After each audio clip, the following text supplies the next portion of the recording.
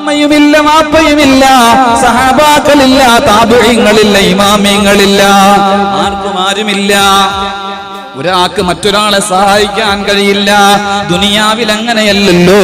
വാപ്പയില്ലെങ്കിൽ ഉമ്മയുണ്ടല്ലോ, ഉമ്മയില്ലെങ്കിൽ സഹോദരങ്ങളുണ്ട്. ആരുമില്ലെങ്കിൽ നാട്ടുകാരെ സഹായിക്കും. പോയി ചോദിക്കാൻ ആരെങ്കിലും ഉണ്ട്, കൈ നീട്ടി എന്തെങ്കിലും ആരെങ്കിലും തരും. പക്ഷേ ഇതൊന്നുമില്ലാത്ത നാളിൽ ആരും സഹായിക്കാനില്ലാത്ത വേളയുണ്ട് എന്റെ സഹോദരങ്ങളെ. ഇബ്രാഹിം നബിയെ പറ്റി നമ്മൾ പുകഴ്ത്തി പറയുന്നവരല്ലേ?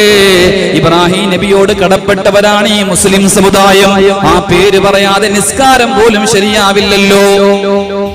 ഇബ്രാഹിം നബിയുടെ പേര് പറയാത്ത നിസ്കാരം സ്വഹീഹല്ലല്ലോ. അത്രയേറെ കടപ്പെട്ട ഇബ്രാഹിം നബിയോട് നമ്മൾ ചെല്ലുമ്പോ ബഹുമാനപ്പെട്ടവരും പറയുകയാ, വഇന്നീ കുന്തു കദബതു സലാസ കദബാത്, 3 കളവുകളാണ് എന്റെ ജീവിതത്തിൽ വന്നുപോയത്.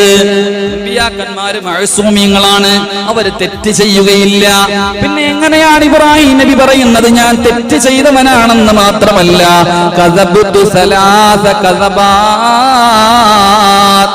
ഞാൻ 3 തെറ്റ് ചെയ്തു പോയി. എന്താ തെറ്റ്? കള്ളം പറഞ്ഞതല്ല ഇബ്രാഹിം കള്ളം പറഞ്ഞതല്ല. പക്ഷേ സഹോദരങ്ങളെ, അവരുടെ ജീവിതം അങ്ങനെയായിരുന്നു.